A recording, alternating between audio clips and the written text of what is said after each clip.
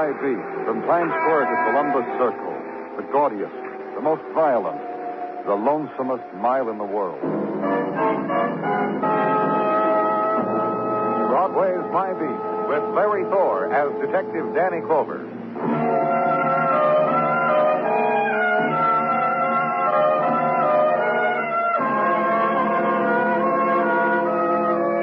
It's into January now, and Broadway's settled down to another year's worth of living. The days have begun to drift backward again, away from you, and it started all over. Punch the time card, smile at the boss, and the comments made. But the main chunk of dream is still there, and on Broadway it could happen. In the carnival, somewhere in there, in that eddy of crowd, or that one. Or across the street where the girl with the yellow hair sees your smile and blows a kiss. It's happened.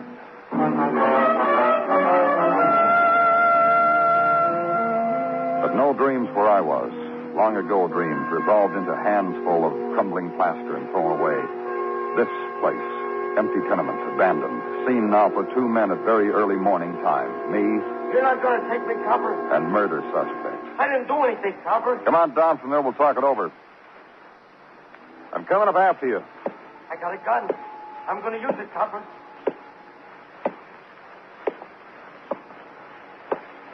All right.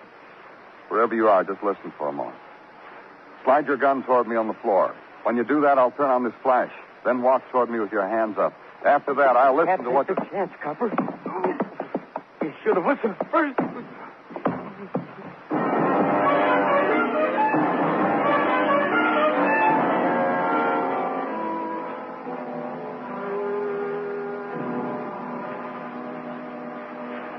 Come on, Danny.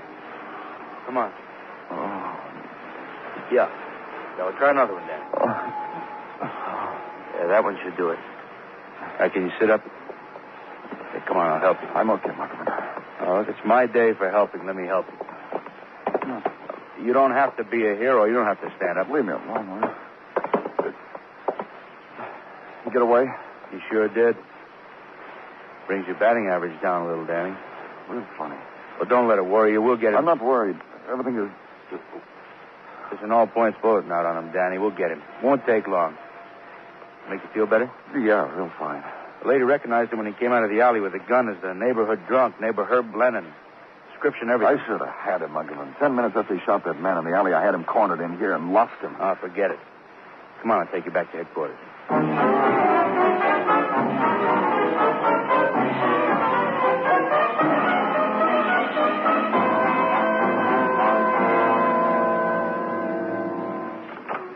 Danny? Oh, come on in, Sergeant. My. Something hurt you, Gino? You do, Danny. The lump you got there hurts me, if you must know. Thanks. You got something for me? Indeed, I do. As soon as I heard of the lump, I called Mrs. P., who prescribed the following poultice. Take a square yard of clad wool, Gino. preferably of the clan of... No, Gino, please. Very well, Lieutenant. If you would care to know, there have been no reports on the matter of the all-points bulletin on Herbie Lennon. That's what I wanted to know. And various items on the deceased whom Herb Lennon is alleged to have... Just tell me. Deceased name, Joseph Brady. 45 years old. Address, 1212 East 48. Good neighborhood. Death instantaneous from .38 caliber bullet fired from up close. Site of death, alley between his apartment house and East 47. What else? Preliminary investigation shows the following. The deceased, Joseph Brady, was well-to-do, living off of royalties from a gadget he had invented. A kind of a bottle opener for the bar trade and home use, which he did invent about 5 years ago. Any connection between him and Herbie Lennon? None, Danny, as far as known as yet. Can you manage, Lieutenant? Yeah. Danny Clover speaking. This is Herbie Lennon. Where are you, Herbie? Subway phone booth. 34th and Lexington. I'll wait for you, Copper. And I'll talk to you. You'd better hurry before I change my mind. I'll be right there. I'll leave the recipe for the poultice right here on your desk, Danny. Please use it. Remember, I hurt too.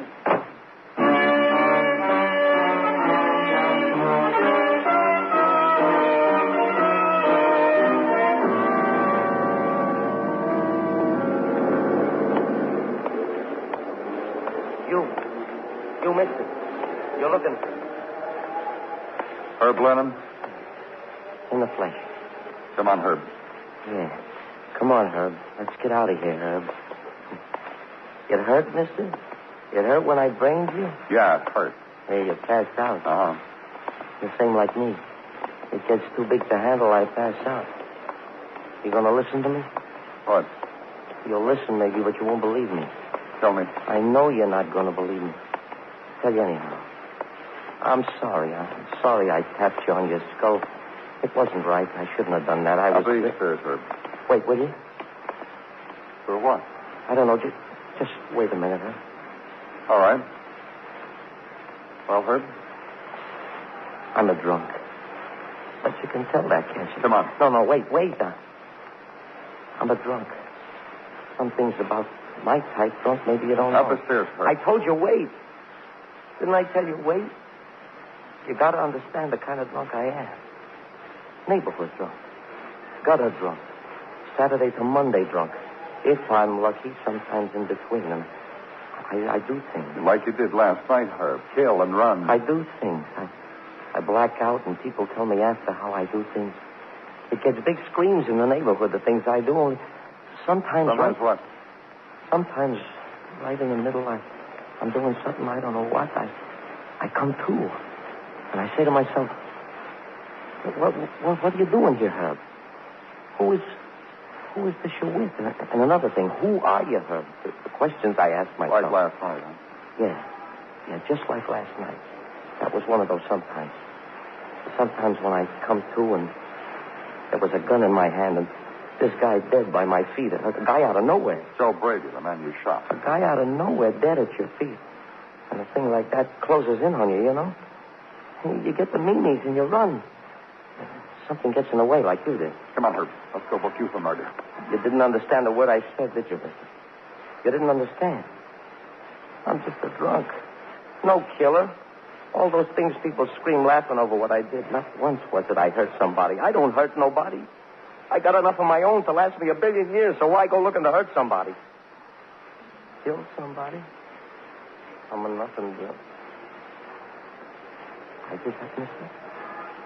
I killed? Come on, Herb. And up the subway stairs and into another pattern of roar and chill and winter shadows. January day splayed against stone, against pavement, against crowd. And the woman who slows for a moment, considers you, considers the man at your side, smiles the knowing winter smile, the secret winter smile. And Herbie's mouth shapes an emotion about her, and her step quickens, flight into crowd. The squad car then, push Herb into it, ride drifting day. And it becomes headquarters and the booking of Herb Lennon for suspicion of murder. And upstairs now, in the corridor to your office, and the desk to pass. Danny? Yeah, I know, Gino, the poultice. I'll do So it. quick to jump to false presumptions, Danny, I am surprised at you. Not the poultice? Your health and the lumps that go with it is a private affair after all. Then what? Under your very nose, on my desk, a tumbler full fresh camellias. And this is your comment? Well, they're very nice, Gino. Now, and how it comes to pass that the sergeant is bedesked with a tumbler full fresh camellias, this does not occur to you to ask? All right, Gino, how come? Given to me out of the blue. By visitor, a doll, a charmer, a lady of refinement and sensitivity, who even now waits for you in your office. For you, there was a bachelor button which I have laid neatly across... Who is she? What does she want? Party by the name Miss Sally Carr. What she wants is a thing meant to murder Joe Brady. And I tell you, Danny, if it were not that my eyes are already fastened on a certain Mrs. Tartaglia, this kindly lady... Steady, Gino. Hi, Danny. Miss Carr? It was the sergeant's whim to lay your flower, the one I brought you across your calendar. He said it would sweeten your day. I thought it so delicate of him, and I didn't have... He said it was about Joe Brady. May I place the flower in your buttonhole, Mr. Clover? It's what it was meant for. What about Joe Brady, Miss Carr? Him? Oh, very simple. Something I believe you should know about him. What? That I killed him. It does seem a little shocking, doesn't it? But I did. I really did. I took a gun, and I shot him. and I killed him. There now, Mr. Clover. How nice you look.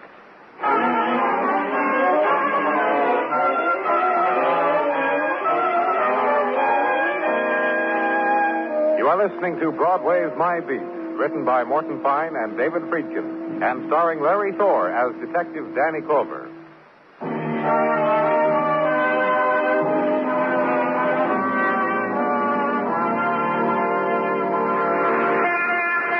The new year has doled out only so many of its night times, and Broadway has already used them, drained their moonflow, their trumpeting, their whispers.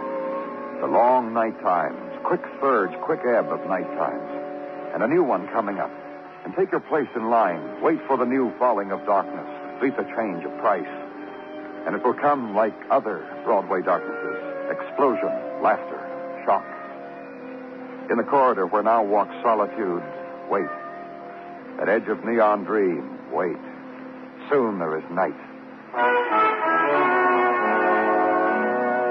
And in the office at headquarters, gray flow of winter twilight, and the twilight woman who had brought camellias for a sergeant's desk, who had placed a flower in your lapel, who had confessed to murder.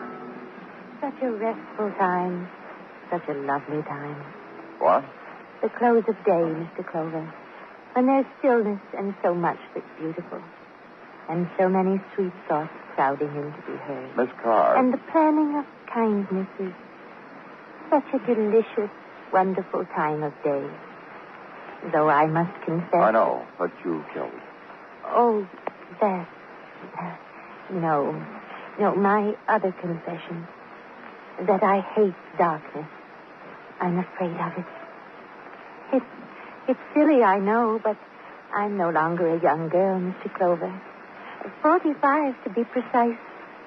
And darkness... Let's get back to the murder of Joe Brady, shall we, Miss Carr? If you wish. You've confessed to the murder of a man. Of course. Because I did it. Why did you kill Brady? Miss Carr. So much good left to be done, Mr. Clover. And so many dependent upon me for it. At least I deceive myself into believing that they are. And now I've gone and spoiled it for them. Why did you kill Brady? Please, Mr. Clover. It's her. I took a gun. I shot him in cold blood. Her. And so many other things to think about now. Where did you get the gun? Tell me, Miss Carr. I'm very tired, Mr. Clover. And he was a very evil man. And he deserved the death. You knew Brady that well, that he was that kind of man, that he needed you to kill him? That was one of the niceties you do for people, Miss Carr? For Herb, it was. How much he needed what I did for him at that moment. Herb Lennon? That poor, helpless boy. Like a child in his drunkenness. And that man beating him and cursing him and beating, and Herbie crying. And I took a gun and killed that man and told Herbie it was all right. He could go home. Yeah. You understand, Miss Carr, we're going to book you for suspicion of murder. If you'd only listened to me. How simple I tried to make it for you. You could have done what was needed without all this. Where now, Mr. Clover? And Miss Carr straightens her knitted mittens, gets up from her chair and lays a hand on your arm. Mannerism of gentle lady being led away to jail, and remarks about it. After all, the day of the dungeon is past. And after all, I have committed a crime. So book her on suspicion, get a copy of her address from the desk sergeant, tip your hat to Miss Carr, and leave her. Out into the street, squad car ride to East 37th, tenement neighborhood in early January evening. Winter chill against built-in shadow.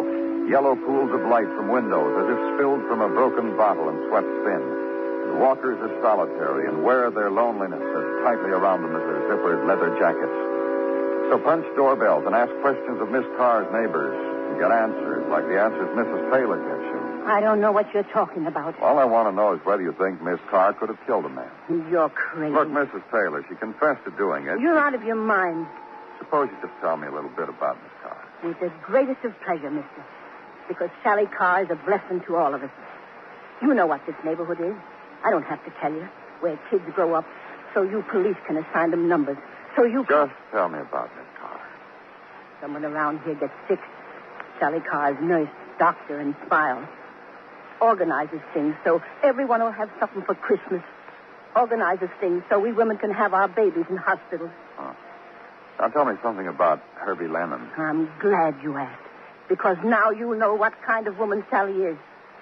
Herbie is her pet problem and her pet charity. She clothes him. Has for as long as she's lived around here. Herbie's a drunk. But it don't make no difference to Sally. Gives him a quarter or $1. How long has Miss Carr lived around here? Oh, let's see now. About 5 years, I think. And let me tell you something, mister. If you think Sally Carr killed a man, I'll tell you what I'm going to do. I'm going to court and say that she was with me at the time of the killing. She confessed it, Mrs. Taylor. Because she's Sally Carr. She's just covering for that soft baby. Now, you get out of here. I don't like what your mouth says about Sally Carr.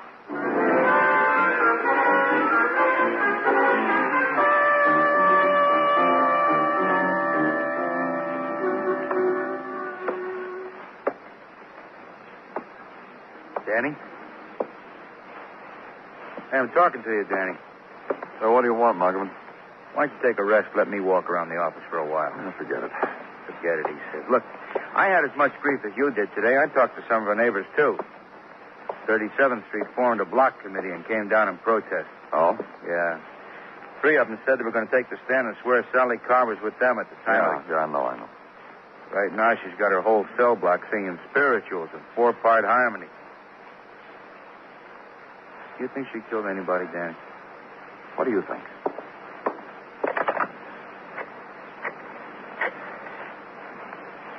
This Muggavan, Tim. I'm calling for Lieutenant Clover. Release Sally Carr. Right. Right, Danny. Yeah. I'll meet her downstairs with a squad car. Take her home. In full squall of winter night now, and lightning-like storm of winter lights, gleam, refraction, phosphorescence, ride it. And at your side, the dainty woman, and thin-lipped and trembling her protests of guilt. I killed, and you're being very silly, quite childish about it. And the girls and me in our cell, how well we sang together. The never end of soliloquy on pitfalls of crime and etiquette of punishment. Until you escort her to her door, help her shrewdly with the mechanics of key and the lock, and change of water in vases of... Flowers, blossoms, were you lonely for me? Go home, where quiet is, and sleep.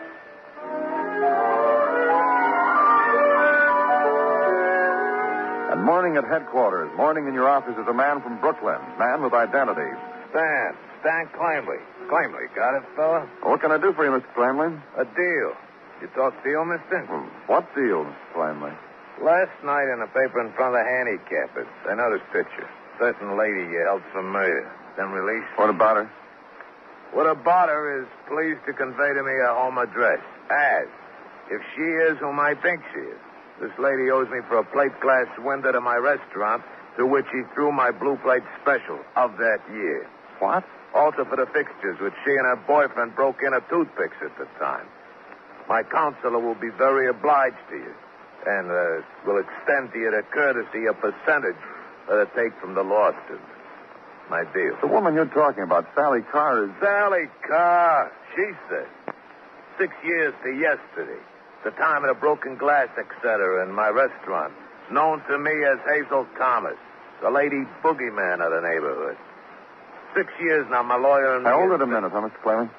Yes, it's the procedure. I want you to look at a photograph. Here, take a look. Don't mind. Hey, this is of a dead man. Hey. What, Mr. Clamley? This fella by the picture. The dead. Sure, that's Joe. Sure, Joe Brady, the boyfriend of Hazel I was telling you about. This is how he is now. You said this woman you've been looking for was known in your neighborhood. What neighborhood, Mr. Clanley? Down by Prospect Park, from 212 to 218th Street. Corner of Brighton and 215 is my restaurant. Down the street is a bar and grill where this Hazel was lapping it up before she... Hey. Hazel Thomas and Joe Brady dead. And I'm worried about a Blake... Yeah, thanks, Mr. Clanley. Thanks a lot.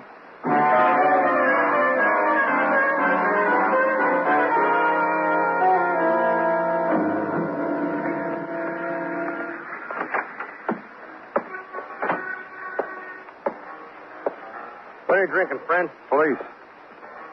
Yeah. Hey, Mickey, you owe me $1. Police, I stole you. What's yours?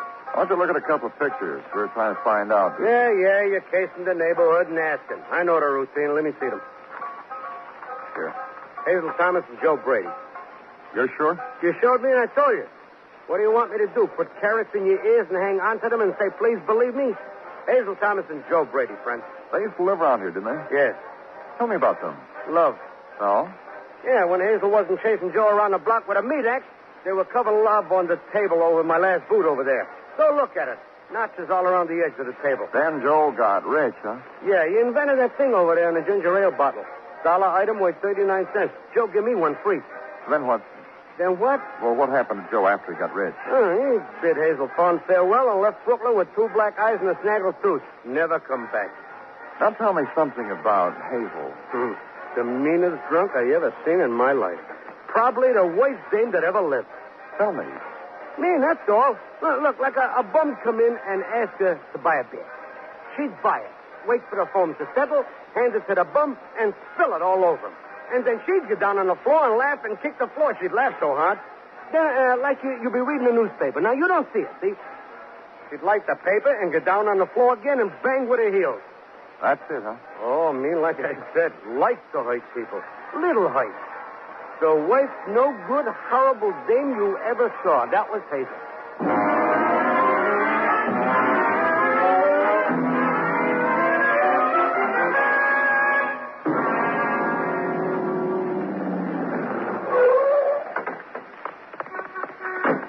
Danny? This time of day, she's probably having her tea. A nice, sweet lady like her. I'll find out.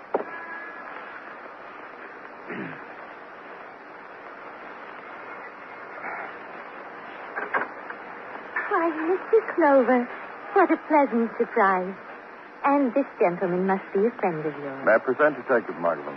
Charmed, I'm real sure. And so am I. Come in, come in. I'm just having tea. Right in here. Oh, please sit down. I'll pour. No tea for me, thanks. Me either. No tea? Miss Well- Carr. Oh, I know. Dandelion wine. I have some in the closet. Thanks, but we just had some. What? Do you know why we're here, Miss Carr? Why, of course. The time of the day. Calling time. We're old friends now.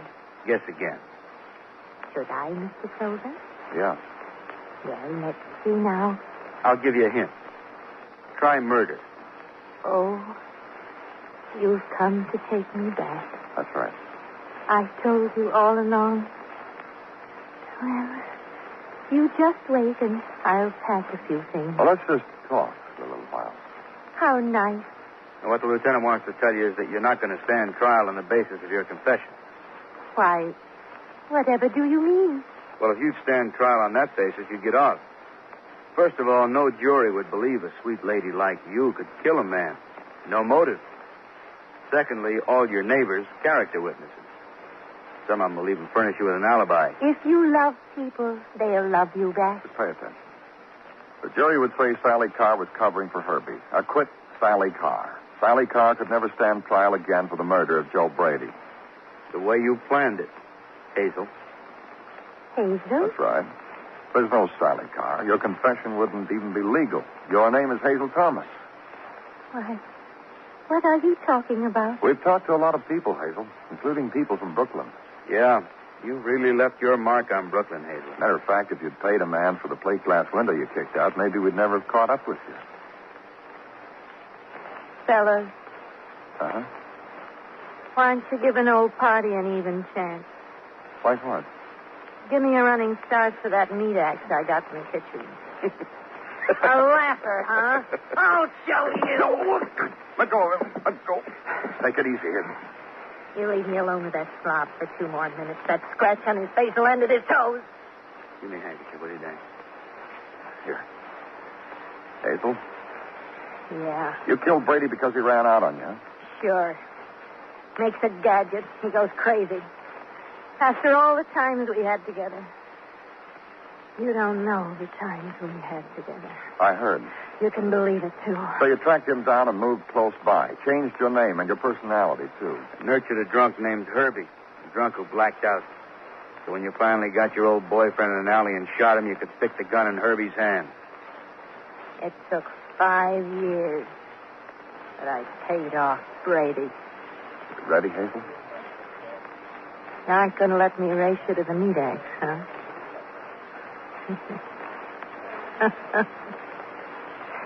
Sure. I'm ready. Let's go.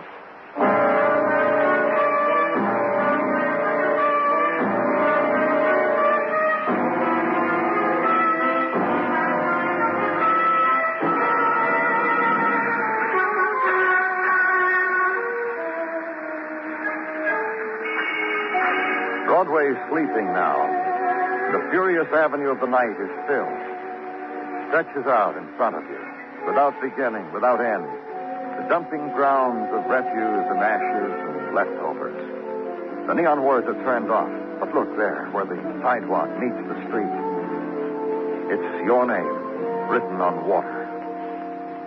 It's Broadway, the gaudiest, the most violent, the lonesomest mile in the world. Broadway, my beat.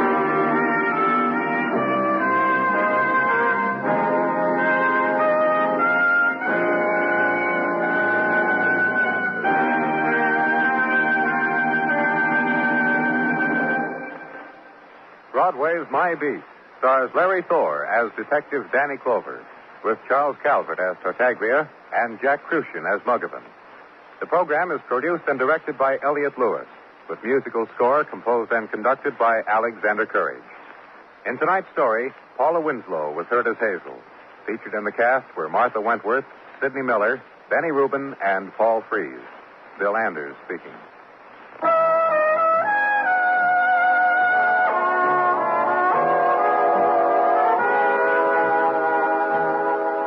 Broadway Is My Beat has come to you through the worldwide facilities of the United States Armed Forces Radio and Television Service.